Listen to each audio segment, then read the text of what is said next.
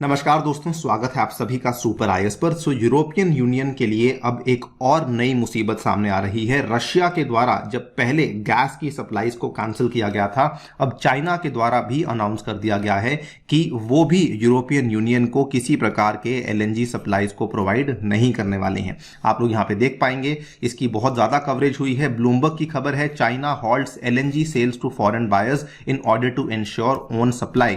यहां पर भी लिखा हुआ है, China has stopped the sales of LNG to Europe to make sure its own households have enough gas for the winter. और साथ ही में इंडियन मीडिया भी इसको कवर कर रही है। खबर कल रात को ही सामने आई है, China stops LNG sales to Europe amid the energy crisis and Beijing has cited कि उसकी जो डोमेस्टिक नीड है उसको पूरा करने के लिए ऐसा असल में किया गया है। सो बात करेंगे पूरी डिटेल में कि basically what are the various reasons जिसके चलते ऐसा हो रहा था, and now what are the impact जो कि इसके चलते यूरोप को देखने को मिलने वाला है। आइए शुरू करते हैं दोस्तों मेरे साथ। मेरा नाम है अनिरुद्ध। यदि आप लोग इस लेक्चर की पीडीएफ को डाउनलोड करना चाहते हैं तो यहां पर दिए गए टेलीग्राम चैनल के माध्यम से कर सकते हैं। ऑल्सो शुरू करने के पहले आपको बताना चाहूंगा, टेक्स्ट बुक का जो स्कॉलरशिप टेस्ट है वो ऑलरेडी चल रहा है। इसमें जाकर के हिस्सा जरूर लीजिएगा। इसका जो लिंक है वो नीचे आपको डिस्क्रिप्शन में अवेलेबल करवा दिया गया है।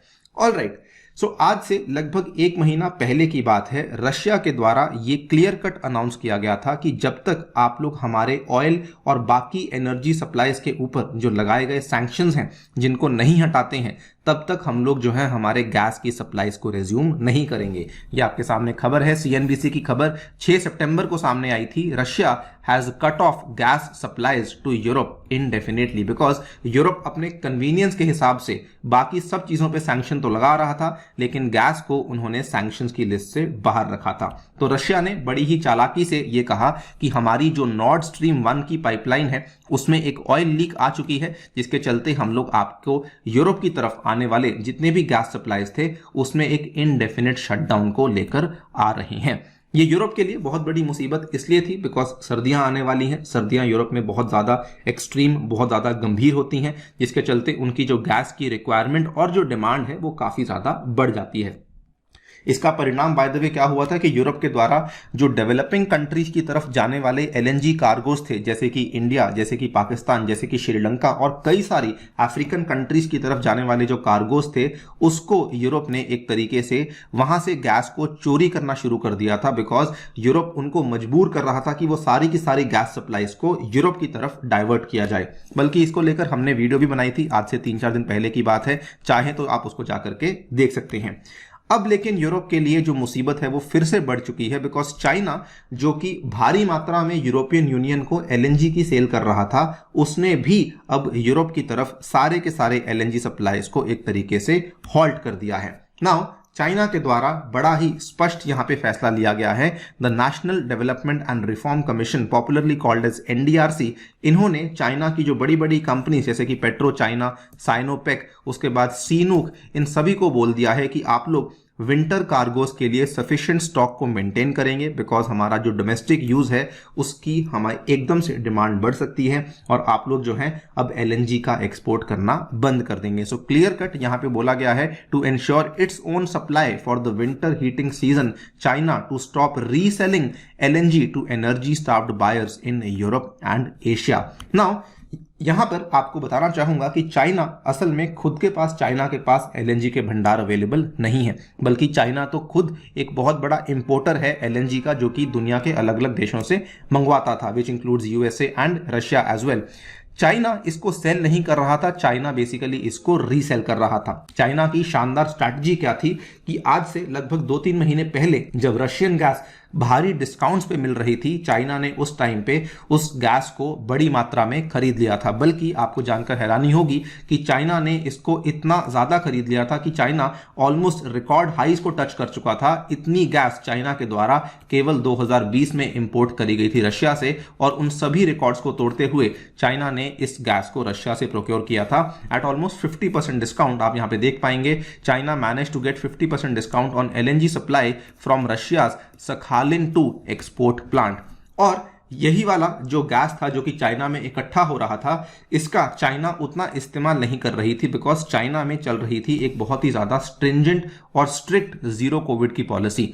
क्योंकि यहाँ पे लॉकडाउन चल रहे थे, इसके चलते जो लोकल डिमांड फॉर गैस थी वो सडनली रुक चुकी थी। जितना भी गैस चाइना ले रहा था रशिया से, वो ऑलमोस्ट सारा का सारा गैस चाइना आगे बांट रहा था यूरोप को, और वो इतना ज़्यादा एक्सपोर्ट कर चुका था कि यूरोप का अप्रॉक्सीमेटली जो 7% ऑफ टोटल इंपोर्ट्स था पहले आधे साल में, वो सारा का सारा चाइना के ही द्वारा देखने को मिला था। Almost more than 4 million turns का जो यूरोपियन इंपोर्ट था गैस का, वो चाइना से हमें देखने को मिल रहा था। और ओवरऑल चाइना ने जितनी गैस को इकट्ठा किया था, अप्रॉक्सीमेटली 45 कार्गोस थे गैस के, जो कि चाइना ने इंटरनेशनल मार्केट में बेच दिए थे। लेकिन अब सडनली चाइना ने यह बोल दिया है कि क्योंकि सर्दियों में हमारे पास गैस सप्लाई का डेफिसिट हो सकता है, हमें भी अपने घरों को गर्म रखना है, तो इसके चलते हम लोग अब कंप्लीटली यहां पर आपके लिए जो एलएनजी सप्लाईज हैं उसको हॉल्ट करने वाले हैं। कुछ एक्सपर्ट्स का यहाँ पर यह भी मानना है कि डोमेस्टिक डिमांड जो है वो चाइना के द्वारा रखा गया एक बहुत बड़ा बहाना है, बिकॉज अगर आप देखें तो कहीं ना कहीं चाइना जो है वो रशिया के साथ टीम अप कर रहा है यूरोप को मजबूर करने के लिए। एग्जैक्टली क्या कहानी है अभी तक सामने नहीं आई है, लेकिन देयर इज हाई पॉसिबिलिटी कि डोमेस्टिक डिमांड जो है वो चाइना केवल एक यहाँ पे एक्सक्यूज की तरह इस्तेमाल कर रहा है। रही बात कि यूरोप के ऊपर किस तरीके से इसका प्रभाव पड़ेगा, तो यूरोप के ऊपर इसका प्रभाव ऑब्वियसली काफी ज्यादा खराब होने वाला है। ऑलरेडी रशिया जो कि यूरोप का सबसे बड़ा सप्लायर था, उसने गैस सप्लाईज को रोक दिया है। सो ये वाला जो कदम है चाइना के द्वारा to secure its own supply, it could drain shipments to Europe and exacerbate the region's energy crunch in the case of a cold winter। और अगर सर्दी और ज्यादा गंभीर पड़ती है तो उस केस में यूरोप की प्रॉब्लम्स और भी ज्यादा बढ़ सकती हैं।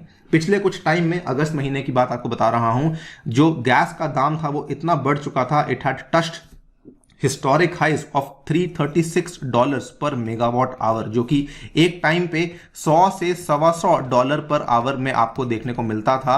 वो वाला दाम बढ़ते हुए $336 पर मेगावाट आवर तक जाकर पहुंच चुका था। हालांकि अब थोड़ी स्टेबिलिटी देखने को मिली जरूर है, लेकिन जिस तरीके से अभी जो काम चल रहा है, पहले रशिया उसके बाद चाइना, अगर ऐसे ही चलता रहा तो उस केस में इसका जो इम्पैक्ट है वो यूरोप के ऊपर और भी खराब पड़ने वाला है। यूरोप ऑब्वियसली मजबूरी में आकर ऑल्टरनेटिव्स को ढूंढ रहा है, लेकिन इतना आसान नहीं होगा, बिकॉज इन ऑल्टरनेटिव्स को प्रॉपर एस्टैब्लिश करने के लिए भी यूरोप को बहुत सारा इंफ्रास्ट्रक्चर यहाँ पे खड़ा करना होगा, जो कि काफी टाइम कंज्यूमिंग टास्क हो सकता है। So there is a high possibility कि इसके चलते शायद यूरोप आगे जाकर के रशिया के ऊपर सैंक्शंस को हटाने का भी सोच सकता है।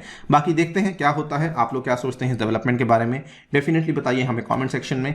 जाने से पहले बताना चाहूंगा दोस्तों, टेक्स्ट बुक आपके लिए लेकर आया है सुपर कोचिंग, जिसके चलते आप इंडिया के टॉप यूपीएससी इंस्टीट्यूट की मदद से अपने घर बैठ के यूजिंग अ सिंगल सब्सक्रिप्शन अपनी तैयारी को बूस्ट कर सकते हैं। इसमें आपको हमारे द्वारा भी कोर्सेज और लेक्चर्स अवेलेबल करवाए जाएंगे, जैसे कि मेरा science and tech course already available हो चुका है, और ये सभी चीजें आप लोग प्राप्त कर सकते हैं 27,000 रुपीज पर एनम में, अगर आप लोग मेरा कूपन कोड अनिरुद्ध यूज करते हैं। Thank you so much for listening, stay tuned and stay